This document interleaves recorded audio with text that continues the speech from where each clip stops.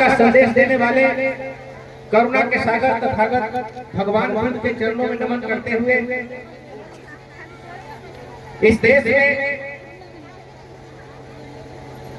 शिक्षा के लक्ष्य जगाने वाले ज्योतिबा फुले, माता सावित्रीबाई फुले, फुले दंपति को आश्रय देने वाली माता फातिमा शेख के साथ साथ सामाजिक परिवर्तन के आगे दूत, सामाजिक क्रांति के क्षेत्र में काम करने वाले जिनकी जयंती आज आप मना रहे हैं, उनके चरणों में पुनः कोटि कोटि नमन करते हुए खास करके सामाजिक क्रांति के अग्रदूत में संत कबीर, संत राजके, संत तुकाराम जैसे तमाम हस्तियों को नमन करते हुए इस देश में आरक्षण के जनक छत्रपति साहू जी महाराज,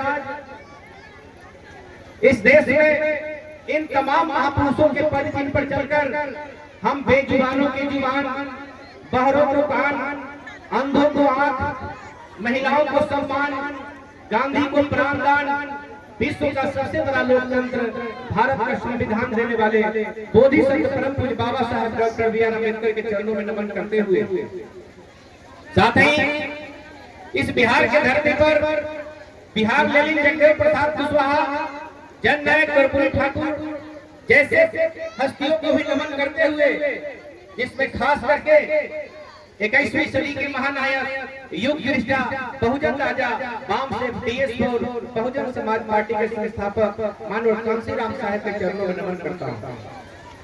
साथ ही भारत ही नहीं पूरे दुनिया के मानचित्र पर 8 बड़ी महिला हस्तियों में नाम दर्ज कराने वाली सामाजिक परिवर्तन की महानायिका, इन तमाम संत महापुरुषों के पद चिन्ह पर चलकर सोए हुए समाज को हुक्मरान बनाने के लिए तमाम महापुरुषों के विषय में उनके जीवनी को बताने वाली, उत्तर प्रदेश में 4 बार रही मुख्यमंत्री, कई बार रही लोकसभा और राज्यसभा में सांसद की श्रेणी, बहुजन समाज पार्टी के राष्ट्रीय अध्यक्ष परम आदरणीय बहन कुमारी मायावती के नीतियों में आस्था व्यक्त करते हुए आज इस कार्यक्रम के आयोजन करता मंच पर उपस्थित हमारे साथ उपस्थित मेरे साथ चल के आए आप ही के धरती के लाल, जो पूरे जीवन अपना जवानी को इस मूवमेंट में लगाने के लिए दृढ़ संकल्पित इंजीनियर सुरेश राम जी, एडवोकेट जो हमारे प्रदेश के सचिव हैं, एडवोकेट सुरेश राम इकबाल राम जी, कार्यक्रम में हमारे सम्मानीय शिक्षक रामदेव राव जी, हमारे जिला के अध्यक्ष हैं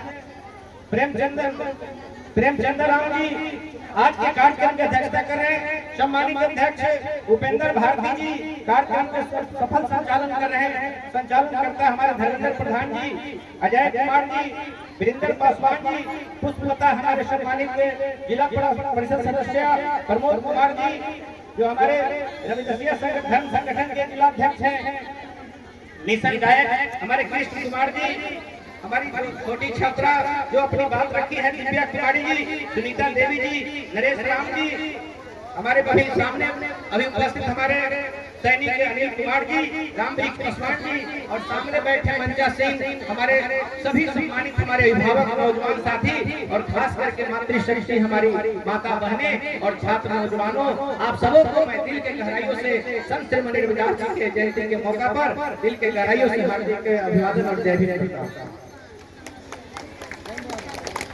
सम्मानित साथियों, आप सभी जानते हैं कि हमारी नेता आदरणीय बहन जी हमेशा अपने संबोधन में कहा करती है कि जो समाज अपने पुरखों के इतिहास को नहीं जानता है वह समाज कभी शासक नहीं बनता, क्योंकि इतिहास से हमें प्रेरणा मिलती है, प्रेरणा से जागृति आती है, जागृति से सोच पैदा होता है, सोच से साहस और साहस से शक्ति और शक्ति से हम शासक बनते हैं। जिस समाज का राजा नहीं होता है वह समाज ताजा नहीं होता है।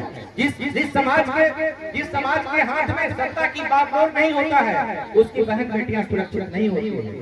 इसलिए हमारे एक से एक दार्शनिक ने कहा, एक से एक हमारे समाज के शुभचिंतक ने कहा कि जिस समाज का दल नहीं होता है उसके अंदर कोई बल नहीं होता है, और जिसके अंदर दल और बल नहीं होता है उसके समस्या का कोई हल नहीं होता है। इसलिए हमें जो है परम पूज्य बाबा साहेब को अगर हम मानते हैं, अगर संत रविदास को हम अगर सम्मान करते हैं, उनका आदर करते हैं, उनकी जयंती मनाते हैं, 365 दिन अगर उनके चरणों में हम शीश नवाते हैं, तो निश्चित रूप से संत शिरोमणि रविदास जी ने अपने संघर्ष काल में जो उन्होंने संघर्ष किया, हम जानवर की जिंदगी जीने के लिए मजबूर थे, हम पशु के समान जिंदगी जीने के लिए मजबूर थे। आज से 648 वर्ष पहले आप सोच सकते हैं कि आज जब उन महापुरुषों की मूर्ति को तोड़ने के लिए जिनमें जान नहीं है, अगर आप कहीं मूर्ति लगा दी है महापुरुषों को, तो कोई आता है रात्रि में, कोई उनका गर्दन तोड़ता है, कोई उनका उंगली तोड़ता है, कोई बाह तोड़ता है, कोई नाक तोड़ता है, कोई पैर तोड़ता है। यानी आप सोच सकते हैं कि उन महापुरुषों की मूर्ति से जब इतनी नफरत हो सकती है, तो अपने जीवन काल में जब संघर्ष करते रहे होंगे उस समय उनको क्या समस्या बीतती रही होगी।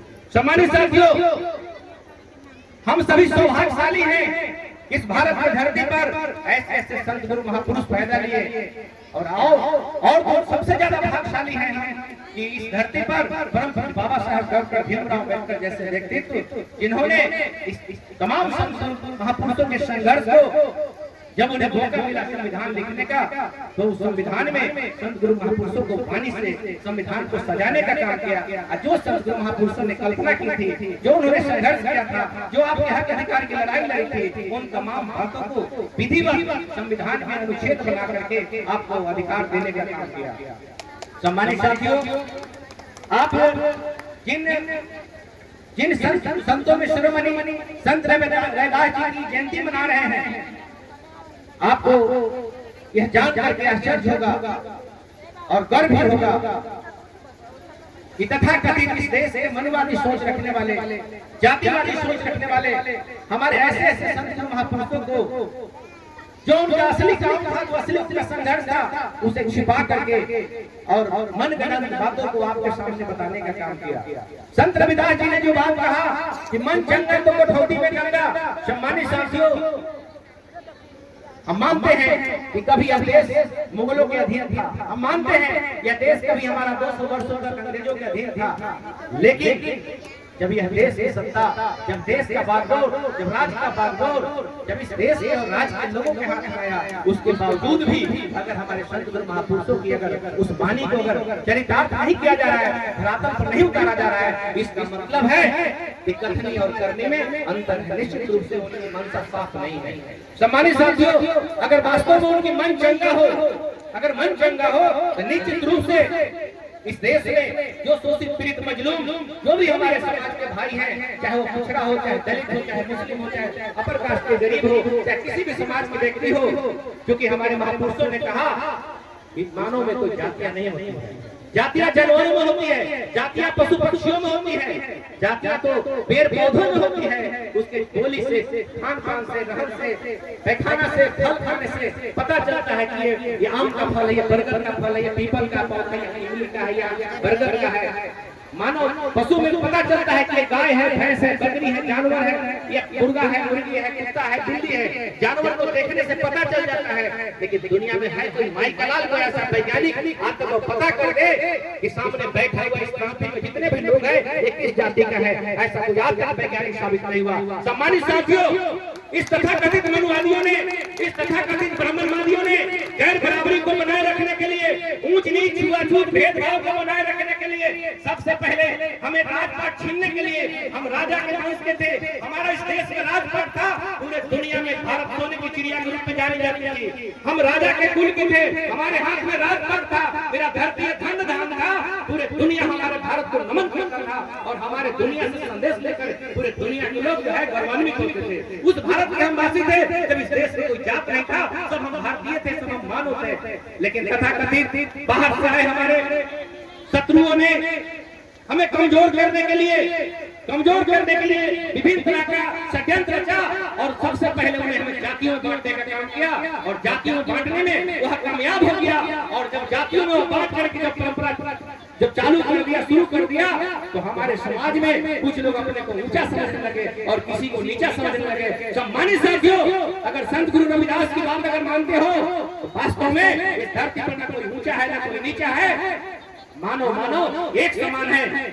अगर वास्तव में अगर हमें जाति के नाम पर कोई नीच समझता है, अगर कोई अपने को ऊंच समझता है, मैं पूछना चाहता हूँ, संत रविदास जी ने कहा कि तुम भी चाहोगे हम भी चाहोगे, कौन है ऐसे जग में, आप बताइए किसके शरीर में वह चाम नहीं है जो मेरे शरीर में है। अगर संत रविदास की जयंती मनाते हो तो जात के नाम पर किसी को नीचा करना, जात के नाम पर अपने को ऊंचा करना निश्चित रूप से संत रविदास को धोखा देने का काम है। इसलिए सम्मानित साथियों, मैं दावे के साथ कहता हूँ कि जो महापुरुषों ने संघर्ष किया है, जिस महापुरुषों ने हमें आदमी बनाकर आज आपको इस तरह का परिवेश माहौल बनाने का काम किया, वो हमारे लिए नहीं पूरे विश्व के लिए पूजनीय है। और निश्चित रूप से हर समाज के लोगों को संत रविदास जी के चरणों में झुकना चाहिए, क्योंकि संत रविदास जी ने किसी जात के साथ भेदभाव नहीं किया, किसी जाति के नाम पर भेदभाव नहीं किया। उन्होंने कहा कि चाहो ऐसा राज में मिले सम्मान से अन्न, ऊंच नीच संब से, छोट बड़ संब से रविदास राय बड़ प्रसन्न। उन्होंने उन्होंने ऐसा तो नहीं कहा, जो व्यवस्था इस देश के मनवादियों ने कायम किया था उस व्यवस्था के खिलाफ उन्होंने यही व्यवस्था कहा कि ऐसा राज होना चाहिए, न कोई किसी को नीच समझे, न कोई किसी को ऊंच समझे, और हर आदमी को सम्मान पूर्वक भोजन मिले। अब खाना मिले और दुत्कार कर मिले, अपमान करके मिले, वैसा भोजन नहीं चाहिए, सम्मान पूर्वक भोजन मिले। क्योंकि चाहूँ ऐसा राज में सम्मान पूर्वक मिले अन्न, ऊंच नीच छोट बड़ संब से, तब रविदास रहे प्रसन्न। अगर वास्तव में संत रविदास जी की बात अगर मानना चाहते हैं, उनके विचारों को अगर मानना चाहते हैं, तो निश्चित रूप से हमें हृदय को परिवर्तन करके छोटे बड़े को सबको गले लगाना चाहिए और सबको समान भाव से देखना चाहिए। सम्मानित साथियों, संत रविदास जी ने कहा, जब संत रविदास जी ने इस देश में गैर बराबरी जब चरम सीमा पर था और जाति के नाम पर कोई पूजे जाते थे और जाति के नाम पर कोई अपमानित किए जाते थे, तो संत रविदास ने उस मनुवादी व्यवस्था को, वह पाखंड व्यवस्था को उन्होंने कुठाराघात, उन्होंने चोट मारने का काम किया, हमला करने का काम किया। उन्होंने कहा कि पूजिए ब्राह्मण मत पूजिए जो होए ज्ञान गुणहीन, ब्राह्मण मत पूजिए जो होए ज्ञान गुणहीन, पूजिए चरण चंडाल के जो होए ज्ञान गुण परवीन। संत रविदास जी ने कहा कि जाति से कोई ऐसा नहीं है कि कोई किसी जात में जन्म लिया वह पूजनीय हो गया और हम दूसरे जात में जन्म लिए हम अपमान के लायक नहीं। उन्होंने इसीलिए कहा ब्राह्मण मत पूजिए जो होए ज्ञान गुणहीन, अब पूजिए चरण चंडाल के जो होए ज्ञान गुण परवीन। अगर हमारा गरीब घर में, अगर हमारा चंडाल के घर में, चमार के घर में, किसी भी दलित के घर में भी अगर हमारा बच्चा अगर गुणवान हो, ज्ञानवान हो, अगर महान हो, तो उनकी पूजा, उनकी अर्चना होनी चाहिए, उनके सामने हम नतमस्तक होनी चाहिए। ये बात संत रविदास जी ने कहा। उतना ही नहीं कहा उन्होंने कहा कि मेरे देश के वासियों, पूरे विश्व को उन्होंने संदेश दिया कि पराधीनता पाप है, जान में उन्हें मीत, पराधीनता पाप है, जान में उन्हें मीत। दास पराधीन है, पराधीन सो कौन करे है प्रीत। सम्मानित साथियों, आपको मालूम होगा इस देश में जो पराधीन है, जो गुलाम है, जो गुलामी की जिंदगी जीते हैं, जिनका स्वाभिमान मर गया है, जिनका विवेक मर गया है, जो दूसरे के चरणों में नतमस्तक होते हैं, दूसरे जो संबंधियों के सामने झुके रहते हैं, बिल्ली की तरह बने रहते हैं। आप सोच सकते हैं कि जो गुलामी की जिंदगी जीते हैं उनसे कोई दोस्ती करना नहीं चाहता, उनसे कोई हाथ मिलाना नहीं चाहता है। इसलिए संत रविदास ने कहा कि पराधीन का पाप है, जान ले उन्हें मीत। रैदास पराधीन कौन करत है पीर, यानी जो गुलाम है, जो पराधीन है, जो दूसरे का अधीन है, उससे कोई हाथ मिलाना नहीं चाहता, उससे कोई दोस्ती नहीं करना चाहता है। इसलिए हमें स्वाभिमान को कभी भी गिरवी नहीं रखना चाहिए। अगर संत गुरु महापुरुषों की वाणी को मानते हैं, उन्होंने यहाँ तक कहा कि रविदास जन्म के कारण होत न कोई नीच, नर को नीच खरीदारी है वो को। उन्होंने कहा कि जात से कोई न ऊंचा होता है, न जात से कोई नीचा होता है, जात से न कोई ऊंचा होता है, न जात से कोई नीचा होता है। जिसका कर्म महान होता है वह महान होता है। इसलिए हमारे समाज में जो हमारे महान का काम कर गए वो हमारे लिए पूजनीय है, वो महान है।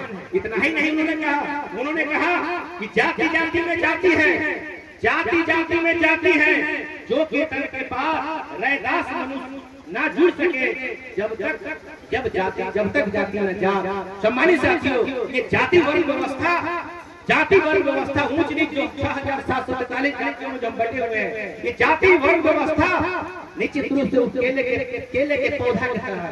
अब केले के पत्ते को, केले के छिलका को आप उधेड़ते जाइए, अंत में जो है कुछ नहीं मिलेगा। इसीलिए संत रविदास जी ने कहा ये जाति के नाम पर जो हम आपस में बटे हुए हैं, एक दूसरे को नीचा और एक दूसरे को ऊंचा बनाने में हम फंसे हुए हैं, इससे हमें निकल करके संत रविदास को इस बात को हमें जन जन तक पहुंचाना होगा। जाति वर्ग व्यवस्था को जड़ से खत्म करने के लिए हमें संघर्ष करना होगा। सम्मानित साथियों, उन्होंने हमें कहा कर्म बंधन में बंध रही हो, फल की न ताकियो आस, कर्म मानुष का धर्म है, संत सत्य भर है रविदास। उन्होंने कहा कर्म बंधन में बंध रही हो। अगर हम कोई कर्म करते हैं, कोई संघर्ष करते हैं, तो निश्चित रूप से हमें संघर्ष करना चाहिए, अपना कर्म करना चाहिए। लेकिन उनके जैसा नहीं, वो कहते हैं कि सेवा करो मेवा मिलेगा, ऊपर वाले मेवा देंगे। सेवा करो मेवा मिलेगा, और कहाँ मिलेगा? तो ऊपर मिलेगा। संत रविदास ने इसका खंडन किया कि नहीं, अगर हम कर्म करते हैं, सेवा करते हैं तो उसका फल का भी आशा करना चाहिए। फल को तेज करके नहीं। अगर हम पढ़ाई कर रहे हैं, एमए किए हैं, बीए किए हैं, हम टीचर ट्रेनिंग किए हैं, हम पुलिस की हम डिफेंस की ट्रेनिंग किए हैं, अगर हम संघर्ष किए हैं तो हमें निश्चित रूप से उसका परिणाम, उसका प्रतिफल हमें मिलना चाहिए। ये नहीं वो अगर कहते हैं कि सेवा करो मेवा मिलेगा, कहाँ? तो ऊपर जाने के बाद इस बात को दिमाग से निकालिए, सेवा यही करेंगे और मेवा यही से लेंगे, इस बात को कभी नहीं भूलना चाहिए। अगर बच्चियां हमारी याद कर रही है तो पढ़ेगी तो कल मास्टर बनेगी, डॉक्टर बनेगी, इंजीनियर बनेगी, कलेक्टर बनेगी, एसपी बनेगी, आईएएस बनेगी, आईपीएस बनेगी, मंत्री बनेगी, विधायक बनेगी, मुखिया बनेगी, प्रधान बनेगी, यानी जिस तरह का जो काम करेगा वह बनेगा। इसलिए उन्होंने कहा कर्म बंधन में बंध रही हो, फल की न ताकियो आस, कर्म मानुष का धर्म है, सत भर है रविदास। उन्होंने स्पष्ट कहा कि जो जिस काम में लगा हुआ है, अगर किसान खेत में खेती कर रहा है, किसान अगर खेत में खेती कर रहा है, चाहे फल की खेती करे, धान का खेती करे, गेहूं की खेती करे, या जो भी खेती कर रहा है, तो क्या कोई कहेगा कि हम खेती कर दिए, खेत से अनाज नहीं आना चाहिए, गेहूं नहीं होना चाहिए, जो ऊपर वाला की मर्जी होगा देगा नहीं देगा, क्या ऐसा करते हैं? अगर खेत में हम खेती करते हैं तो खेती करने से पहले हम उर्वरक डालते हैं, सिंचाई करते हैं, समय पर देखभाल करते हैं। अगर उस फसल को बर्बाद करने के लिए कीड़ा लग जाता है तो कीटनाशक दवा भी छिड़कते हैं कि नहीं? उतना ही नहीं, जब फसल तैयार हो जाता है, फसल तैयार होने के बाद भी नुकसान करने वाला अगर कोई जानवर, अगर कोई चूहा, अगर कोई नुकसान करने वाला आता है तो किसान छोड़ता नहीं है, उसका भी इंतजाम करता है। इसलिए सम्मानित साथियों, आप महिलाओं से मैं कहना चाहूंगा, आप पुरुषों से मैं कहना चाहूंगा, आप नौजवान छात्रों से कहना चाहूंगा कि निश्चित रूप से आप अपने कर्म को करिए, अपने संघर्ष को जारी रखिए, संगठन को बनाए रखिए, उस मधुमक्खी की भांति कि अगर वास्तव में अगर मधुमक्खी की तरह हम एकजुट रहेंगे तो शहद निकलेगा। अगर उस मधुमक्खी को छेड़ देंगे, अगर ठेला मार देंगे, तो हम समझते हैं कि उस मधुमक्खी जहां तक जाएंगे लाल पियर करने का काम करेगा कि नहीं? इसलिए मैं यह बात इसलिए मैं कहा कि खेती करते हैं, कर्म करते हैं तो फल की आशा जरूर करिए। ये फल की आशा किसी ऊपर वाले पर मत छोड़िए, फल की आशा किसी ऊपर वाले पर नहीं छोड़िए। ये फिर वही हो जाएगा तो संत रविदास जी चाहते थे उसका उल्टा हो जाएगा। इसलिए कर्म करिए। अगर मेरा बेटा पढ़ रहा है तो कल डॉक्टर बनेगा, मास्टर बनेगा, इंजीनियर बनेगा, दरोगा बनेगा, कलेक्टर बनेगा। अगर हमारी बेटियां पढ़ रही है ये भी पढ़ कर डॉक्टर, मास्टर, इंजीनियर, प्रोफेसर बनेगा। ये हमें कर्म कर रहे हैं तो प्रतिफल उसका निश्चित रूप से चाहिए। अगर हम खेती कर रहे हैं तो हमें खेत से अन्न भी चाहिए। इसलिए समय समय पर उसका इंतजाम करना पड़ेगा। और जो समाज में घूस भर के चूहा का काम करते हैं, जो घूस भर के समाज को तोड़ने का काम करते हैं, आपस में फूट डालने का काम करते हैं और फूट डाल करके हमें अलग अलग बांटने का काम करते हैं, तो उसी किसान की तरह उसका भी उपाय करने का काम आप लोगों को करना चाहिए कि हमारा समाज नहीं टूटना चाहिए, नहीं टूटना चाहिए। अगर मैं सम्मानित साथियों, अगर आप अगर एक की परिचय दे दिए, अगर आप एकजुटता का परिचय दे दिए तो निश्चित रूप से जो संत रविदास ने कहा था कि चाहूं मैं स्वराज में मिले सबन ऊंच नीच सब से रविदास रहे प्रसन्न, यानी उन्होंने राजपाट की बात किया था, उन्होंने राजपाट की बात किया था कि जिसका राजा होता है उसका समाज राजा होता है। इसलिए आप राजा बनाने के लिए परम पूज्य बाबा साहेब डॉक्टर भीमराव अम्बेडकर ने संत गुरु महापुरुषों से प्रेरणा लेकर के 2 वर्ष 11 महीना 18 दिन में जो 1 मैन 1 वोट 1 वोट का अधिकार दिया, इस बात को समझना पड़ेगा। सम्मानित साथियों, सम्मानित साथियों, अगर हम संत रविदास की जयंती मनाते हैं, संत महापुरुषों की जयंती मनाते हैं, तो निश्चित रूप से राजपाट की बात होनी चाहिए। इसलिए होनी चाहिए, आपको मालूम होगा इस देश में 26 जनवरी 1950 को देश का संविधान लागू होता है। 26 जनवरी 1950 में इस देश का जो संविधान चलता था, उस संविधान को मनु विधान बोलते थे। उस मनु विधान में न स्त्रियों को पढ़ना लिखना मना था, न हमारे बच्चियों को पढ़ना लिखना मना था, न शूद्रों को पढ़ना लिखना मना था। तो वर्ण वाला जो चातुर्वर्ण व्यवस्था था, ब्राह्मण क्षत्रिय वैश्य और शूद्र, ये सारी ये चातुर्वर्ण व्यवस्था के तहत इस देश में संविधान चलता था। सम्मानित साथियों, धन है परम पूज्य Baba Saheb doctor B are Ambedkar अपने पूरे जीवन को इस समाज के उत्थान के लिए, इस समाज जो जानवर की जिंदगी जी रहे थे उसको मानव बनाने का संघर्ष किया। और जब उन्हें मौका मिला, जब इस देश का संविधान लिखने का, तो 2 वर्ष 11 महीना 18 दिन में जो परम पूज्य Baba Saheb doctor B are Ambedkar ने संविधान लिखा, उस संविधान लिखने के क्रम में इस देश में तथाकथित मनुवादी ताकतें, सामंत की ताकतें परम पूज्य बाबा साहेब को पद पर धोखा देने का काम किया, पद पर रोकने का काम किया। जो बाबा साहब चाहते थे उन्होंने व्यवधान उत्पन्न करने का काम किया। लेकिन धन्य है बाबा साहब डॉक्टर बी आर अम्बेडकर, इन तमाम सामंतवादियों को उन्होंने चैलेंज किया और चैलेंज करके उन्होंने ईंट का जवाब पत्थर से देने का काम किया।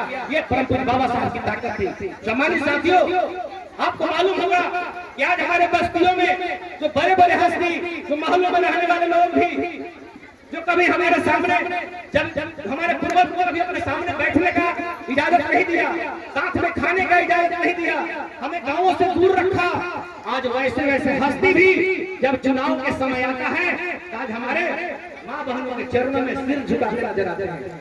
मेरा ये कहना है कि जो लोग सिर झुकाते नजर आते हैं, आपको मालूम होगा कि जब परम पूज्य बाबा साहब डॉक्टर भीमराव अम्बेडकर जब आपको मौखिक शिक्षा का अधिकार कर रहे थे, जब वोट के अधिकार पर जब उन्होंने जब ड्राफ्टिंग कमेटी के चेयरमैन के हैसियत से जब वोट के अधिकार पर जब चर्चा करते थे, तो तथाकथित इस देश के मनुवादी ताकतों को समर्थन देने वाले, चाहे वो गांधी हो, चाहे नेहरू हो, चाहे सावरकर हो या बाल गंगाधर तिलक हो, ऐसे आरएसएस कंपनी के लोगों ने परम पूज्य बाबा साहेब से कहा वोट के अधिकार सब लोगों को नहीं होना चाहिए। वोट के अधिकार किसे होना चाहिए? जो इस देश में जिसके पास ग्रेजुएट की डिग्री होगा, जो बीए पास होगा, वही वोट का अधिकारी होगा, वही वोट देने का लायक बनेगा। दूसरा प्रस्ताव रखा था वोट के अधिकार से उसे मिलना चाहिए जो कम से कम 25 एकड़ जमीन का मालगुजारी देने का हैसियत होगा। और तीसरा प्रस्ताव था वोट का अधिकार उसे होना चाहिए जो कम से कम इस सरकार में लगान देता हो, टैक्स देता हो, जो इनकम टैक्स पेई हो, उसको वोट का अधिकार देना चाहिए। सम्मानित साथियों, भारत का संविधान बनने से पहले जो इस देश में जो मनु विधान चलता था, उस मनु विधान में न आपको पढ़ने का अधिकार था, न धन संपत्ति रखने का अधिकार था, न आपके पास संपत्ति रखने का अधिकार था, न जमीन रखने का अधिकार था। अगर वह संविधान उनकी बात को मान करके अगर बाबा साहब संविधान लिखते, तो आप बताइए इस देश में चाहे हमारा दलित भाई हो, चाहे पिछड़ा भाई हो, चाहे मुसलमान भाई हो, चाहे सर्व समाज में गरीब भाई हो, जिसके पास 25 एकड़ जमीन नहीं, जिसके पास ग्रेजुएट की डिग्री नहीं, जो सरकार को लगान देने की हैसियत नहीं था, वह वोट से वंचित हो जाता। आप सम्मानित साथियों, धन्य है परम पूज्य बाबा साहेब डॉक्टर भीमराव अम्बेडकर जो संत रविदास से प्रेरणा लेकर उन्होंने 1 मैन 1 वोट 1 वोट का अधिकार दिया। चाहे राजा हो, चाहे फकीर हो, चाहे गरीब हो, चाहे अमीर हो, नर हो, चाहे नारी हो, चाहे राजा हो या भिखारी हो, एक वोट का अधिकार सबको उन्होंने देने का काम किया। आज उन्हीं के दिए हुए वोट के अधिकार का ही प्रतिफल है, आज परिणाम है कि आज बड़े बड़े हस्ती आज हमारे गरीबों की बस्ती में आकर के, जिस बस्ती में जाने से उनका बदन पवित्र हो जाता था, आज उस बस्ती में आकर के हमारे मैले कुचेले जो दादी नानी चाचा दादा नाना हमारे खेत खलिहान में काम करते नजर आते हैं, वहाँ भी जाकर के पाँव छूते नजर आते हैं। ये देन किसी की है तो परम पूज्य बाबा साहब डॉक्टर भीमराव अम्बेडकर की देन है। परम पूज्य बाबा साहब डॉक्टर भीमराव अम्बेडकर अगर नहीं होते तो आज हमारे बस्तियों में ये बड़े बड़े हस्ती नजर नहीं आते। सम्मानित साथियों, जब परम पूज्य बाबा साहब डॉक्टर 26 जनवरी 1950 को इस देश के तत्कालीन प्रधानमंत्री पंडित जवाहरलाल नेहरू, डॉक्टर राजेंद्र प्रसाद जो राष्ट्रपति थे और पंडित जवाहरलाल नेहरू प्रधानमंत्री थे, जब इस देश का संविधान परम पूज्य बाबा साहब लिख करके जब राष्ट्रपति भवन के सामने जब संविधान सुपुर्द कर रहे थे, तो कांग्रेस के एक बड़े नेता आचार्य कृपलानी परम पूज्य बाबा साहब के चेहरा को देख करके वो कमेंट करता है, वो कहता है आचार्य कृपलानी कि बाबा साहब डॉक्टर भीमराव अम्बेडकर पूरे जीवन में आपको देखा, आपके चेहरा पर कभी खुशी नहीं नजर आया, आपका चेहरा कभी मुस्कुराकर नहीं नजर आया, हमेशा आप चिंता में रहते थे, हमेशा आप मायूस रहते थे, आप गम में डूबे रहते थे। आज कौन सी वह बात है कि आपका चेहरा खिला खिला लग रहा है, आपके चेहरे पर रौनक लग रही है और आप 2 उंगली उठा करके आप पूरे देशवासियों को ये 2 उंगली दिखा रहे हैं। क्या सराज है? परम पूज्य बाबा साहब डॉक्टर भीमराव अम्बेडकर ने कहा कि देखो आचार्य कृपलानी, मैंने बेशुमार मुसीबतों का सामना करके, मैंने अपने जीवन को समाज के लिए समर्पित करके, मैंने अपने जीवन में संघर्ष करने में समाज को आगे बढ़ाने के लिए 4 बेटे की कुर्बानी देनी पड़ी। अल्पायु में मात्र 35 साल की उम्र में टीबी की बीमारी से बाबा साहब की पत्नी दुनिया को छोड़कर चली गई। इतनी बेशुमार मुसीबतों का सामना करके मैंने इस देश में संत गुरु महापुरुषों के विचार को आगे बढ़ाने के लिए इस देश में संविधान में मैंने वैसी व्यवस्था कर दिया है कि अब कोई राजा किसी रानी के पेट से पैदा नहीं होगा। अब राजा जो है बैलेट बॉक्स और ईवीएम मशीन से पैदा होगा। मैंने उस रानी का अपने कलम से ऑपरेशन कर दिया जिस रानी के पेट से राजा पैदा होता था। अब राजा रानी के पेट से पैदा नहीं होगा, अब राजा बैलेट बॉक्स से पैदा होगा, ईवीएम मशीन से पैदा होगा। जिसका वोट ज्यादा होगा वही देश का राजा होगा। सम्मानित साथियों, आचार्य कृपलानी ने कहा कि डॉक्टर बी आर अम्बेडकर आप किस दुनिया में घूम रहे हो? आप जिसको राजा बनाना चाहते हो, जिसको देश का राजपाट दिलाना चाहते हो, जिसको राज का राजा बनाना चाहते हो, आपके लोग लाचार है, बेबस है, मजबूर है, अर्थहीन है, भूमिहीन है, शिक्षाहीन है और वोट का अधिकार आप किसे दिलाना चाहते हो? आपके पास वोट है तो मेरे पास नोट है। आप लाख संविधान में जो व्यवस्था आपने किया है वो व्यवस्था हम लोग चलने नहीं देंगे। जब तक मेरे पास नोटों का बंडल है, मैं अपने आपके लोगों को मैं विभिन्न तरह का प्रलोभन दे करके मैं कम्बल बांट करके, साड़ी बांट करके, राशन कार्ड बांट करके, चापाकल बांट करके, मुर्गा बांट करके, दारू बांट करके, मीट बांट करके, मछली बांट करके, विभिन्न तरह का प्रलोभन दे करके मेरे पास नोट का बंडल है और आपके पास वोट है। भले आप संविधान में आपने सारी व्यवस्था कर दिया है, लेकिन जब तक मेरे पास नोट है आपका वोट कोई काम नहीं आएगा और आपके वोट से हम लोग राजा बनेंगे। लेकिन परम पूज्य बाबा साहब डॉक्टर बी आर अम्बेडकर ने कहा कि देखो आचार्य कृपलानी, हम मानते हैं तुम्हारे पास नोटों का बंडल है, हम मानते हैं कि हमारे लोग लाचार है, गरीब है, बेबस है, कमजोर है, उनके पास खाने का व्यवस्था नहीं है, उनके पास रहने का व्यवस्था नहीं है। हम मानते हैं कि हमारे लोग लाचार है, अनपढ़ है, मजदूर है, लेकिन आचार्य कृपलानी कान खोल कर सुन लो, जिस दिन हमारे लोग मेरे द्वारा लिखे गए संविधान में दिए गए अधिकार को, वोट के अधिकार को, जिस दिन हमारे लोग जान जाएंगे, अपनी वोट की ताकत को समझ जाएंगे, आचार्य कृपलानी तुम्हारे जैसा भिखारी नजर नहीं आएगा और हमारे बुजुर्गों के चरणों पर तुम नाक रगड़ते नजर आओगे, तुम नाक रगड़ते नजर आओगे। ये बात बाबा साहब डॉक्टर बी आर अम्बेडकर 26 जनवरी 1950 को पार्लियामेंट हाउस के सामने, राष्ट्रपति भवन के सामने पूरे देश को संबोधित करने का काम किया। सम्मानित साथियों, आप लोगों को मालूम होना चाहिए कि परम पूज्य बाबा साहब ने हमेशा कहा, ऐ मेरे समाज के लोगों, संगठित हो जाओ, संघर्ष करो, संगठित हो जाओ, संघर्ष करो, शिक्षित हो जाओ। लेकिन परम पूज्य बाबा साहब डॉक्टर बी आर अम्बेडकर ने ये नहीं कहा कि अलग अलग संगठन बनाओ। कभी उन्होंने नहीं कहा कि अलग अलग संगठन बनाओ। उन्होंने कहा कि जिस ब्राह्मणवादियों ने हमारे समाज को जातियों में बांट करके हम पर हुकूमत करने के लिए, हम पर राज करने के लिए, हमको फिर से गुलाम बनाने के लिए पहले जातियों में बांटा, आज पार्टियों में बांट रहा है। इस देश में एक तरफ अम्बेडकरवाद है और एक तरफ ब्राह्मणवाद है। सम्मानित साथियों, आप लोगों को पता होगा इस देश में परम पूज्य बाबा साहब डॉक्टर बी आर अम्बेडकर ने कहा था, ये मेरे समाज के लोगों, भूल कर भी कभी चमंडी का मेंबर कांग्रेस एंड कंपनी का नहीं बनना। क्यों कहा था? इसलिए कहा था कि परम पूज्य बाबा साहब ने अथक परिश्रम और प्रयास करके पृथक निर्वाचन क्षेत्र, पृथक वोट का अधिकार, डबल वोट का अधिकार लाया था और गांधी एंड कंपनी के लोगों ने, आरएसएस कंपनी के लोगों ने परम पूज्य बाबा साहब से दोहरी मत मताधिकार छीनने का काम किया, दोहरी मताधिकार छीनने का काम किया, जिसके चलते पुनः पैक्स हुआ। Gandhi and company Narmada jail में अमरनाथ से बैठ गए और दबाव बनाने के लिए, दोहरी मताधिकार को छीनने के लिए गांधी एंड कंपनी अमरनाथ से बैठ गए।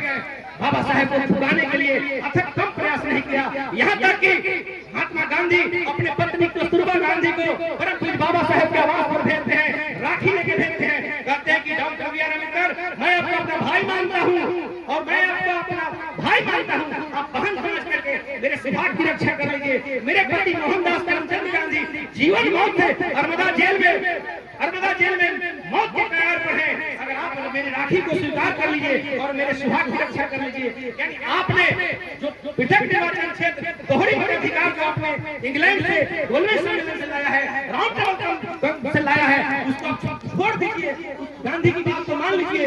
परम पूज्य Baba Saheb doctor B are Ambedkar ने कहा, देखो कस्तूरबा गांधी, मैं तुम्हें अपना बहन मानता हूँ, इसमें कोई बुराई नहीं है, लेकिन तुम्हें बहन मानने से पहले इस देश के करोड़ों शोषित पीड़ित मजलूमों को बहन तुम्हें अपना बहन मान चुका हूँ। एक बहन की सुहाग की रक्षा के लिए मैं करोड़ों शोषित पीड़ित दलितों के बहन को सुहाग नहीं उड़ाना चाहते हैं। परम पूज्य बाबा साहेब कस्तूरबा गांधी की बात को नहीं मानते। जब कस्तूरबा गांधी की बात बाबा साहब नहीं मानते हैं, तब कस्तूरबा गांधी लौट करके गांधी के पास जाती है और कहती है कि डॉक्टर भीमराव अम्बेडकर हम लोग के झांसा में आने वाले नहीं है, काफी अडिग है, अपने अधिकार के प्रति अपने लोगों के प्रति वह दृढ़ संकल्पित है। जेल में बैठे गांधी एंड कंपनी ने एक साजिश रचा, एक प्लानिंग किया, ऐसे अम्बेडकर नहीं मानने वाला है। उसी रात में गांधी के इशारे पर, कांग्रेस के इशारे पर, उसी रात्रि में 6000 से ज्यादा गांवों में आग लगाने का काम किया, कितने लोगों का घर जलाने का काम किया, कितने हमारे माल मवेशी को जलाने का काम किया, कितने लोग रात में आग लगाया, कितने हमारे लोग उस आग में जलकर मर गए। और जब सुबह में अखबार छपी, अखबार में लिखा था कि सारे देश में खून खराबा जंग हो रहे हैं, इसका सारा का सारा जिम्मेदार डॉक्टर भीमराव अम्बेडकर है। अगर डॉक्टर भीमराव अम्बेडकर गांधी की बात को मान लेते, ये हजारों घर, 6000 घरों में आग लग गई, ये कम से कम बच जाता। बाबा साहेब अखबार को पढ़ते हैं और पढ़ते पढ़ते आंख से आंसू आ जाता है। वो सोचने लगते हैं कि मैं जिन दबे दबे समाज को मुख्य धारा बनाने के लिए, राजा बनाने के लिए जो मैं संघर्ष करके अधिकार लाया हूँ, और अगर वही जिंदा नहीं रहा, तो फिर अधिकार हम किसको दे पाएंगे। सम्मानित साथियों, परम Baba Saheb doctor B are Ambedkar को पग पग पर मजबूर करने का काम किया। अंत में बाबा साहेब को मजबूर कर दिया गया और बाबा साहेब जाकर के नर्मदा जेल में जाकर के गांधी को प्राण बचाने के लिए उन्होंने दोहरी मताधिकार जो बाबा साहेब ने आपके लिए लाया था, जो अधिकार था, वो रस भरा फलों की टोकरी था, रस से भरा फलों की टोकरी था। उस अधिकार को गांधी एंड कंपनी और आरएसएस कंपनी के लोगों ने छीनने का काम किया। उसी दिन परम पूज्य बाबा साहेब ने कहा कि मेरे समाज के लोगों, मैंने तो अथक परिश्रम करके रस भरा फलों का टोकरी लाया था कि मेरा समाज इस फल को खा करके बहुत जल्दी जो है हुक्मरान बन जाएगा, राजा बन जाएगा, हजारों साल की गैर बराबरी गुलामी से निजात पा जाएगा। देखिए मेरे समाज के लोगों, गांधी एंड कंपनी के लोगों ने हमें फल भरा, रसों का फल भरा टोकरी छीन करके मेरे मुंह पर छींटा मार दिया। उन्होंने कहा कि भूल कर भी कभी इस कांग्रेस एंड कंपनी के चक्कर में नहीं पड़ना। ये बात परम पूज्य बाबा साहेब ने पूरे खुलेआम उन्होंने बोलने का काम किया। सम्मानित साथियों, मेरे कहने का ये तात्पर्य है, इस देश से सबसे पहले कांग्रेस एंड कंपनी आई, कांग्रेस से टूट करके जनसंघ बना, जनसंघ से टूट कर जनता पार्टी बना, जनता पार्टी से टूट करके भारतीय जनता पार्टी बना। यानी जो कल कांग्रेसी थे 90% भाजपाई बन गए, जो कल कांग्रेसी थे 90% भाजपाई बन गए।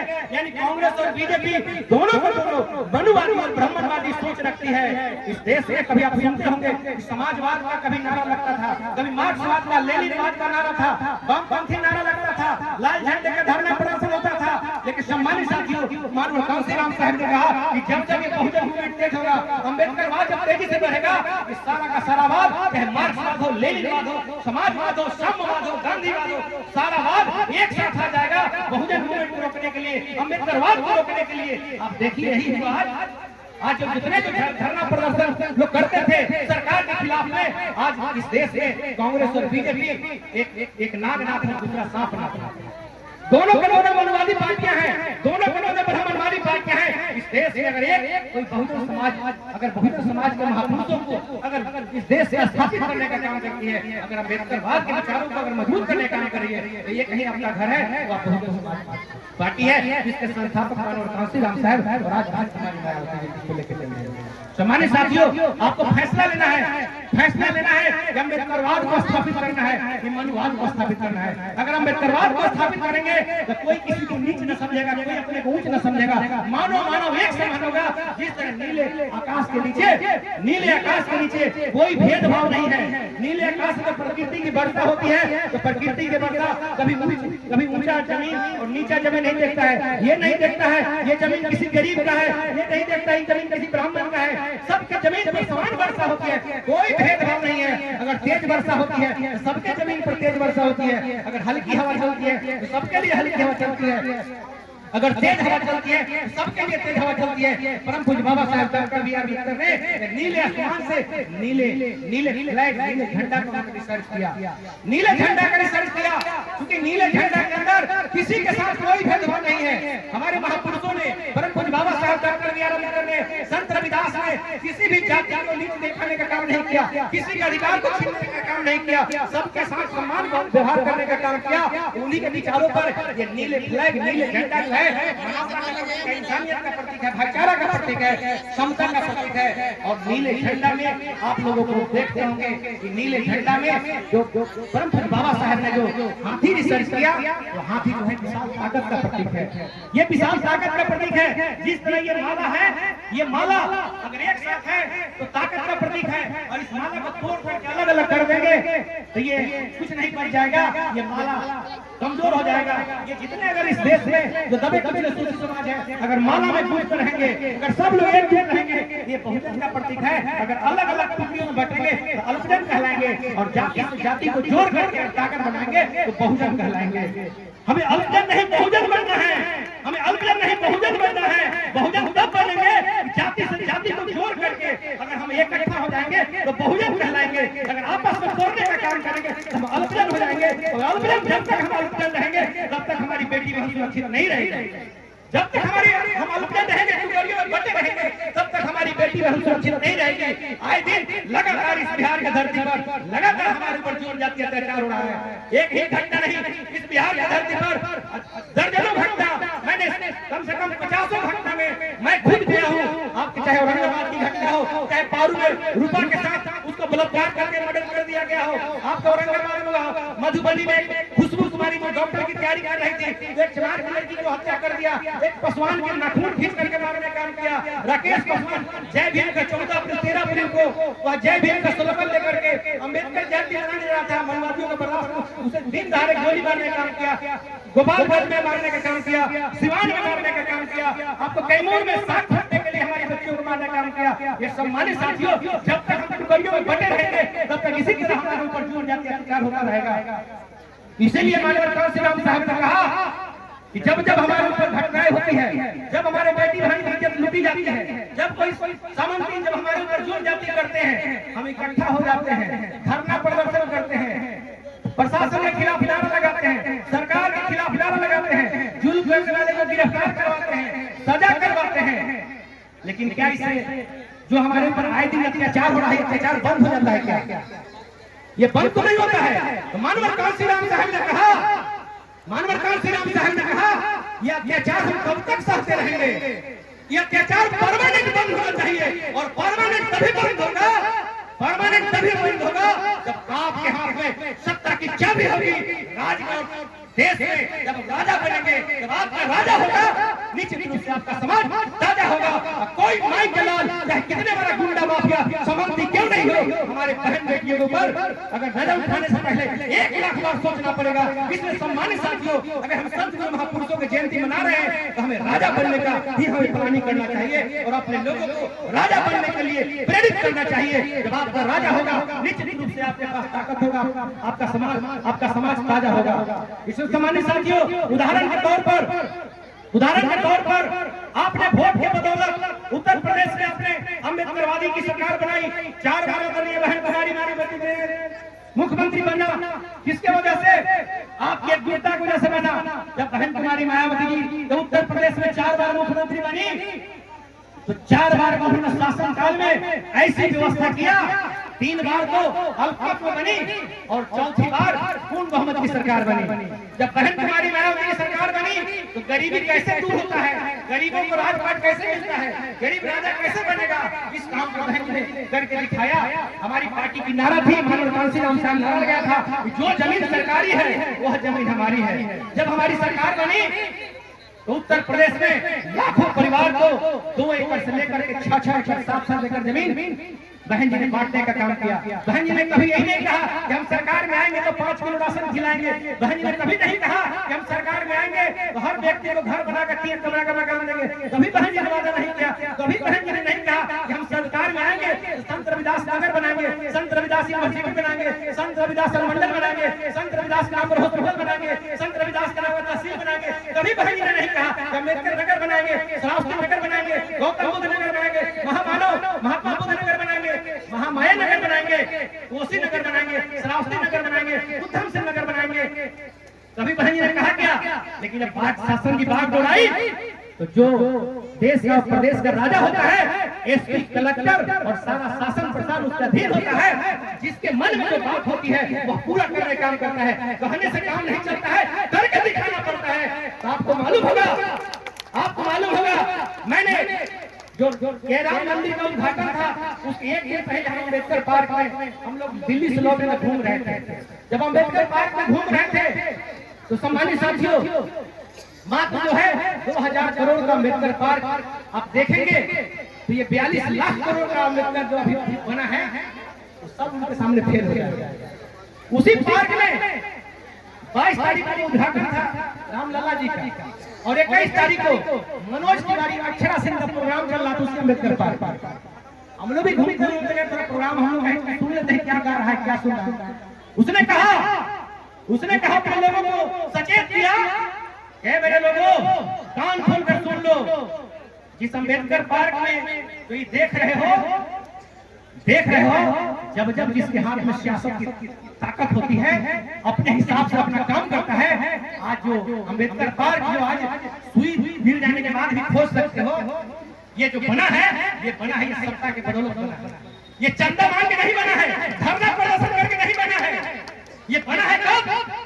जब हाथ में शासन सत्ता की बात हो रही, तो चाहे गौतम बुद्ध यूनिवर्सिटी हो, चाहे गौतम बुद्ध, चाहे नोएडा का अम्बेडकर पार्क हो, सामाजिक परिवर्तन चौक हो, संत रविदास प्रेरणा चौक हो, दलित प्रेरणा केंद्र हो, ये सब बना है। कब बना है? कि जब हाथ में सत्ता की बात हो रही तो बना है। सुप्रीम कोर्ट में कंप्लेन किया, माननीय सर्वोच्च न्यायालय ने कंप्लेन किया, पक्ष और विपक्ष दोनों ने कंप्लेन किया। एक जो पीडीए बना के घूम रहा है उसने कहा कि तो बहन जी अयासी का अड्डा बना रही है, तो सारा पैसा पत्थर में बर्बाद कर रही है। इसने कहने का काम किया, आप दिल पर हाथ रख के बोलिए कि आज उस अम्बेडकर पार्क से, चाहे वो गौतम बुद्ध नगर में जो नोएडा में पार्क है, चाहे लखनऊ में पार्क है, आज साल में हजारों करोड़ रुपया गवर्नमेंट में रेवेन्यू आ रहा है। उसमें जाते हैं लोग, दुनिया के लोग आते हैं, भारत में नहीं विश्व भर से लोग आते हैं अम्बेडकर पार्क को देखने कि भाई ये कैसा पार्क बना हुआ है, कैसे कैसे महापुरुष धरती पर पैदा लिए और सारा का इतिहास लिखा हुआ है। लोग देख के जाते हैं। अब तो वहाँ शूटिंग चल रहा है, वो हिस्टोरिकल प्लेस बन गया, पर्यटन स्थल बन गया, पूरे विश्व लेवल का बन गया है। उस पर्यटन स्थल को किसी ने अयासी का अड्डा कहा तो किसी ने कहा कि पत्थर में पैसा बर्बाद हो रहा है। लेकिन सम्मानित साथियों, आज उसी की वजह से आज उसी पार्क की वजह से आज हजारों करोड़ रुपया रेवेन्यू आ रहा है कि नहीं आ रहा है? आज जो है मैं आप लोगों को बताना चाहता हूँ, इस देश में जब 4 बार की सरकार जब बनी, जब बहन जी पूर्ण बहुमत की सरकार में आ गए 2007 में, तो 2007 में जब बहुमत में आई तो पूरे भारत में एक नारा लगा, उत्तर प्रदेश में नारा लगा, पूरे देश के कोना कोना में नारा लगा, यूपी हुई हमारी है, अब दिल्ली की बारी है। अब दिल्ली दूर नहीं। जो आज हमारे जो कलाकार जो आज गाना गा रहे थे, जो हमारे ये कृष्णा जी गाना गा रहे थे और भी साथी गाना गा रहे थे, ऐसे ऐसे देश के लाखों लोगों ने गाना बनाया, लाखों लोगों ने बनाया कि अब दिल्ली के लाल किला से जो है अम्बेडकर है वो भी गाना गाया, एक कलाकार ने गाना बनाया कि अब दिल्ली दूर नहीं, अब निश्चित रूप से सम्राट अशोक का भारत बनेगा, जो काम उत्तर प्रदेश में होगा पूरे देश में होगा, अब दिल्ली दूर नहीं। सम्मानित साथियों, 2012 में जब टर्म होता है, 2012 में चुनाव होती है, इस देश के तथाकथित विरोधी पार्टियों को लगा कि जो काम उत्तर प्रदेश में हो गया, अगर बहन मायावती जी अगर दिल्ली के गद्दी पर बैठ गई, ये काम पूरे भारत में हो जाएगा। अगर भारत में हो गया तो बाकी का सारे पार्टियों का दुकान बंद हो जाएगा, सारे लोग जो है बहन जी का मुरीद हो जाएंगे। सम्मानित साथियों, 2012 में कांग्रेस और बीजेपी राजनीतिक आत्महत्या किया और 208 सीट पर अपना जमानत जब्त कराने का काम किया। कोई जीत जाए लेकिन मायावती को नहीं जीतना चाहिए, कोई जीत जाए लेकिन मायावती को नहीं जीतना। क्यों नहीं जीतना चाहिए? कि मायावती की सरकार आई तो लाखों लोगों को, 3 लाख से ज्यादा लोगों को, जिसके पास घर बनाने का जमीन नहीं था, जोत की जमीन नहीं था, 2-2 एकड़, 3-3 एकड़, 4-4 एकड़, 5-5 एकड़, 6-6 एकड़ का मालिक बन गया। जिसके पास झोपड़ी में रहने के लिए नहीं था, 3,65,000 के मकान बना के हाथ में चाबी मिल गया। जिस घर में महिलाओं को बच्ची जन्म लेने के बाद मायूस हो जाती थी, बहन मायावती के शासनकाल में जिसके घर में बच्ची जन्म लिया, 1 लाख रुपया उस देश को देने का काम किया। 18 साल की बच्ची हो जाएगी तो 1 लाख रुपया 15 लाख में तब्दील हो जाएगा। किसी मालिक के सामने हाथ नहीं पसारना पड़ेगा। तो विरोधियों को लगा कि जो काम उत्तर प्रदेश में बहन जी ने किया है वह काम पूरे भारत में हो जाए। अगर भारत में हो गया तो पूरे देश से इन मनुवादियों का सफाया हो जाएगा। तो सारे लोगों ने हमारे लोगों को भटकाने का काम किया और करोड़ों करोड़ रुपया दे करके समाज को तोड़ने के लिए अलग अलग संगठन बनाने का काम किया, अलग अलग पार्टी बनाने का काम किया, जातीय रैली करा करके अलग अलग जातियों में बांटने का काम किया। यादव का रैली कराया, उन्हें कुशवाहा का रैली कराया, मलाह का रैली कराया, कुर्मी एकता रैली कराया, नुनिया रैली कराया, मलाह रैली कराया और सबको रैली, माझी रैली कराया, पसवान रैली कराया और बाकी कोई नहीं रहा। सब जाति को रैली करा करके अलग अलग संगठन बनाकर कहा कि भाई अरे कब तक आप बहन जी के चक्कर में पड़ रहे हो? अरे तुम तो नेता बन सकते हो भाई, तुम तो और ताकतवर लोग हो, इतना बड़ा जमात है, क्यों इस चक्कर में पड़े हो? तो पैसा दे करके करोड़ों करोड़ रुपया दे करके अलग अलग पॉलिटिकल पार्टी बनाने का काम किया। उससे भी मन नहीं भरा, 2007 में भले हम 12 में समिति में नहीं आए, 88 सीट हम जीते, लेकिन 2007 में जितना वोट आया था उससे हमें 13 वोट ज्यादा मिला। भले हमको सीट कम आया लेकिन मूवमेंट में कमजोर नहीं हुआ। उसके बाद जब उसका मन नहीं भरा तो विरोधी पार्टियों ने, मनुवादियों ने हमारे समाज में हमारे जाति से तोड़ करके हमारे लोगों को भला करके पैसा दे करके, फंडिंग दे करके, जब हम लोग जैसा प्रदेश के अध्यक्ष हैं, जब हम लोग ऑफिस से भी चलते हैं तो फोन लगाते हैं, ड्राइवर से पूछते हैं देखो भाई हम लोग को जाना है औरंगाबाद, गाड़ी पहुंच जाएगी, तेल कितना है? तो ड्राइवर कहता है कि हाँ नाश्ता में लेना पड़ेगा। तो हम लोग समाज के सहयोग से, हमारे जितने पदाधिकारी हैं बाकी हमारे समाज के सहयोग से चलती हैं। अगर आप सोचिए दिल पर हाथ रख करके कि नया नया संगठन बनता है, रात को उसकी पैदाइश होती है और सुबह में उसके ऊपर उसके पीछे 100 फॉर्च्यूनर और 50 स्कॉर्पियो दौड़ने लगता है, तो पैसा कहाँ से आता है? किसी के घर में छपता है क्या? ये सोचने की बात है। ये आपके मूवमेंट को कमजोर करने के लिए, आपके विचारों को कुचलने के लिए ये करोड़ों करोड़ फाइनेंस करके अलग अलग संगठन बना करके हमारे मूवमेंट को कमजोर करने का काम करता है। क्योंकि अगर सोच सकते हैं जब जीतन माझी एक सांसद जीत करके जब मंत्री केंद्र बन सकते हैं, चिराग पासवान जी पूरे हाथ में बद्धी बांध करके कहते हैं कि मुझ पर शक नहीं करना, मैं ओरिजिनल हूँ। भले हम पासवान है लेकिन हम ओरिजिनल आपका है, आपके विचारधारा पर काम करते हैं। जबरदस्ती हम उठा के बद्धी दिखाते हैं। जब 2-3 सांसद लेकर के मंत्री बन सकते हैं, उपेंद्र कुशवाहा बन सकते हैं, 2-4 सांसद जिता के लालू जी मंत्री बन सकते हैं, नीतीश बन सकते हैं, ममता बनर्जी बन सकती है, मुलायम सिंह यादव बन सकते हैं, तो क्या बहन कुमारी मायावती जिसका संगठन पूरे भारत के कोने कोने में है, अपना सिस्टम है, अपना कार्यालय है, अपना मूवमेंट है और विचारधारा की पार्टी है, अगर बहन जी चाहे कौन मंत्रालय चाहे बहन जी को देने के लिए चाहे 5-6 तैयार होगा, लेकिन धन है आदरणीय बहन कुमारी मायावती। जब माननीय तुलसी राम साहब ने जब बहन कुमारी मायावती जी को इस मूवमेंट में लाया तो बहन जी आईएएस की तैयारी कर रही थी, शिक्षिका की नौकरी छोड़कर आईएएस की तैयारी कर रही थी, कलेक्टर बनना चाह रही थी। लेकिन माननीय तुलसी राम साहब ने बहन जी को कहा कि कलेक्टर बनकर क्या करोगी? सैकड़ों कलेक्टर हमारे समाज के बने पड़े हैं, लेकिन क्या भला कर सकता है? अगर तुम्हें वास्तव में समाज की भला करना है तो डीएम बनने से काम नहीं चलेगा, या तो तुम्हें सीएम बनना पड़ेगा या तो पीएम बनना पड़ेगा। ये बात माननीय तुलसी राम साहब ने बहन जी को समझाया।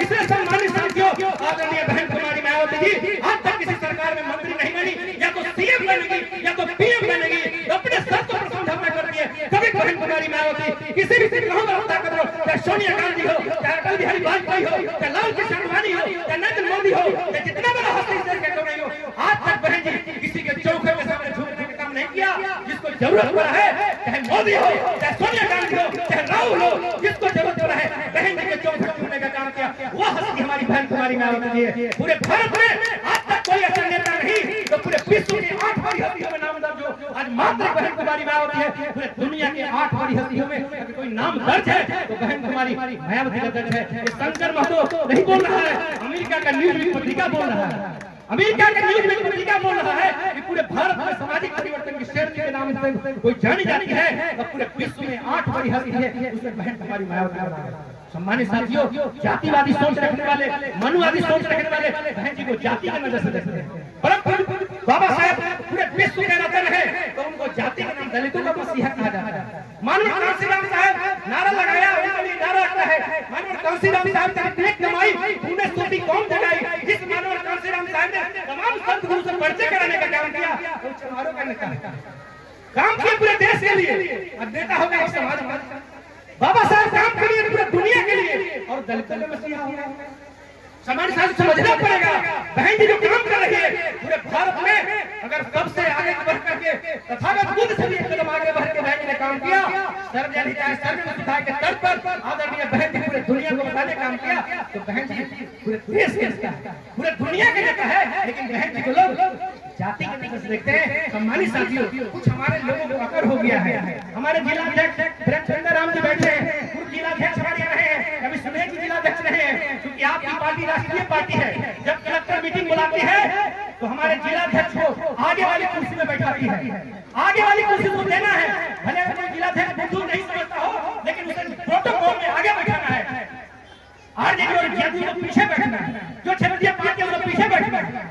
तो अगर नहीं होगा, हमारे 90% जिलाध्यक्ष बोलने आपको मालूम होगा, और जाकर के सबसे आगे बैठता है, आगे बैठता है तो अगल बगल पीछे बैठने वाले को पेट में दर्द नहीं होता होगा कि भाई कोई ऐसा विचार लगाओ कि जैसे हम क्षेत्रीय पार्टी है उस तरह बहुजन समाज पार्टी को क्षेत्रीय पार्टी बना दो, समाज को तोड़ दो, एकजुट नहीं होने दो, एक जगह वोट फांसी को नहीं जाने दो, एक झंडे के नीचे गौरव नहीं होने दो, विभिन्न तरह का प्रलोभन करके आपको तोड़ने का काम करेगा। क्योंकि राष्ट्रीय पार्टी का मतलब होता है, आपको मालूम नहीं है कि 15 साल लालू जी सरकार चलाए, आज तक उनकी राजनीतिक पार्टी नहीं बन पाई। एलायंस में सरकार चलाए, आज तक राजनीतिक पार्टी नहीं बन पाई। 20 साल से ज्यादा नीतीश चाचा सरकार चला रहे हैं, आज तक उनकी राष्ट्रीय पार्टी राजनीतिक पार्टी नहीं बन पाई। ममता बनर्जी की नहीं बन पाई, मुलायम सिंह यादव की नहीं बन पाई, बाकी नहीं बन पाई। भारत में अगर कांग्रेस और बीजेपी के बाद कोई राष्ट्रीय पार्टी है तो बहुजन समाज पार्टी है। इसे गर्व होना चाहिए, आपको सीना चौड़ा करना चाहिए। दुश्मन अगर लगा है इसको राष्ट्रीय पार्टी का दर्जा खत्म करने के लिए, समाज को तोड़ने के लिए, समाज को बांटने के लिए, तो आप लोगों को सावधान होना चाहिए। और खास करके पढ़े लिखे लोगों को मैं कहना चाहूंगा, भोला भाला समाज को नहीं मालूम है कि जो उसके बीच में आकर जय भीम कर देगा तो लगेगा कि हमारे अपने लोग आ गया। जय भीम कर देने से बाप अपना नहीं हो जाएगा। बहुत भीम चर्चा शुरू हो गया है, बहुत भीम संवाद कर रहे हैं। नरेंद्र मोदी भी कहते हैं कि हम पक्का भीमवादी हैं, हम पक्का मित्रवादी हैं। समझना पड़ेगा, दोस्त दुश्मन को पहचानना पड़ेगा। सिर्फ जय भीम कर देने से वो आपका भला नहीं करेगा। अगर जय भीम नीला पट्टी अगर गर्दन में बांध कर चलता है तो देखना पड़ेगा, अगर मामा हो, फूफा हो, नाना हो, चाचा हो, अगर ममहर का हो, दादर का हो, ससुराल का कोई साला हो, तो अगर आता हो, अगर जय भीम करके आपको समझाना हो तो पूछना है कि भैया जय भीम कौन वाला, हाथी वाला कि फर्जी वाला, पूछ लेना है। अगर हाथी वाला है तो वही साथी है, जिस झंडे पर हाथी नहीं, जिस पॉलिटिकल पार्टी के झंडे पर हाथी नहीं, वो आपका साथी नहीं। भले राहुल गांधी नीला टी-शर्ट पहन के चंद्रमा चले जाते हैं, सोनिया गांधी पुत्री जो है प्रियंका गांधी भी नीली साड़ी पहन के चले जाते हैं, धोखे में नहीं पड़ना। जब संविधान बचाने के नाम पर, संविधान बचाने के नाम पर नाटक नौटंकी करके हमारे लोगों को ठगने का काम किया, जब 1 अगस्त 2024 को माननीय सर्वोच्च न्यायालय द्वारा रिजर्वेशन को कैटेगरी करने के लिए, डिवीजन करने के लिए, क्रीमिलियर कैटेगरी बनाने के लिए जब सुप्रीम कोर्ट के माध्यम से कांग्रेस और बीजेपी दोनों ने मिल करके जब सुप्रीम कोर्ट के माध्यम से ऑर्डिनेंस देने का काम किया, जब जजमेंट सुनाने का काम किया, इस भारत में किसी भी पार्टी ने सुप्रीम कोर्ट का प्रतिकार नहीं किया, सुप्रीम कोर्ट में घेर देने का काम नहीं किया। धन्य है आदरणीय बहन जी ने सर्वोच्च न्यायालय के खिलाफ में 4 अगस्त 2024 को आकर के सर्वोच्च न्यायालय के खिलाफ जो है प्रेस कॉन्फ्रेंस करके सर्वोच्च न्यायालय को अपना बताने का काम किया और सत्ता पक्ष और विपक्ष को घेरने का काम किया। अगर में कोई किया तो मात्र बहन ने किया, बाकी किसी ने नहीं किया। भले आपके वोट देने के लिए, आपको ठगने के लिए, आपको भोला भोला समझ के आपको बहलाने के लिए किसी के एजेंडा लगाएंगे, लेकिन आपके राजपाट की बात हो, आपका हाथ निकाल कर छीना हो, आपका रक्षा जब खत्म हो रहा हो, आपका संविधान खत्म हो रहा हो, उस समय सारे कानून में सही कर जाता है, सारे लोग चुप्पी साध जाते हैं। इसलिए सम्मानित साथियों, संविधान की रक्षा करना है, आरक्षण की रक्षा करना है, तो निश्चित रूप से इस देश में अम्बेडकरवाद को अपने असली घर को पहचानिए और निश्चित रूप से इस देश में सुप्रीम कोर्ट के आदेश के खिलाफ में और पूरे सत्ता और विपक्ष के खिलाफ में 21 तारीख को भारत बंद का ऐलान हुआ। बहुत लोग चाहते थे कि भाई ये कमजोर जात के लोग भारत बंद कर देगा, जब तक हम नहीं लगेंगे, तीर पर नहीं लगे तो भारत बंद होगा। लेकिन धन्यवाद देते हैं पूरे भारत के लोगों को, 21 अगस्त को पूरे भारत में हमारे मूवमेंट के लोगों ने भारत को बंद करने का काम किया। और पटना के लाल किला पर आपको मालूम है, वीडियो देखे होंगे, शंकर मोहते दुनिया के बेटा लाठी खाया, 20 लाठी मैंने खाया उस बंदी में, और फिर भी आपके सामने गलत करके और इस मूवमेंट को बढ़ाने के लिए हम काम कर रहे हैं। कराएंगे नहीं कर रहे हैं, जो काम मैं कर रहा हूँ वो काम आप लोग करना चाहिए और समाज को बढ़ने से रोकना चाहिए। इसलिए मैं ज्यादा समय आप लोग नहीं लगे हुए, अब जो है बहुत देर से आप लोग बैठे हैं और आज का समय ये बहुत ही महत्वपूर्ण समय है इस क्षेत्र के लिए। मैं धन्यवाद देता हूँ इस कार्यक्रम का आयोजन करने वाले सभी संगठन के लोगों को, मैं धन्यवाद देता हूँ समाज के जो हमारे बहुत लोग क्रीम लोग हैं, जो समाज के दिशा और दशा को बदलने की भूमिका रखते हैं। अगर ईमानदारी से समाज को सही दिशा देना शुरू कर देंगे तो निश्चित रूप से दिन दूर नहीं कि दिल्ली की गद्दी पर आपका राज होगा, इतिहास के स्वर्ण अक्षर में आपका नाम दर्ज होगा और महापुरुषों का इतिहास पूरे भारत में बनेगा। फिर से अशोक सम्राट का सपना और अशोक सम्राट का भारत आपको बिहार भी बनेगा। जो बिहार शिक्षा के रूप में निर्यात करने का काम करता था, नालंदा यूनिवर्सिटी, दक्षिणा यूनिवर्सिटी, विक्रमशिला यूनिवर्सिटी, इसी बिहार में कब था जब आपका राजपाट था, जब आप यहाँ के राजा थे, आपका राजपाट छीन करके आपको गुलाम बना लिया गया। और आज अगर आपको पढ़ाई करना है, उच्च शिक्षा लेना है, तो फिर भारत और बिहार की जगह नहीं है, फिर आपको विदेश जाना पड़ता है। कहने के लिए कहेंगे भारत बहुत आगे बढ़ा, अभी आगे नहीं बढ़ा है, कब आगे बढ़ेगा जब सम्राट अशोक के सपनों का भारत बनेगा, अम्बेडकर विचार का भारत बनेगा। इन्हीं बातों के साथ मैं पुनः जहाँ तक हमारी आवाज आ रही है, सभी लोगों को मैं हृदय की गहराइयों से संत शिरोमणि रविदास जी के जयंती के मौका पर मैं सबको मैं हार्दिक अभिवादन करता हूँ, अपने संत गुरु महापुरुषों को पुनः मैं नमन करता हूँ। जय भीम, जय भारत, जय संत रविदास।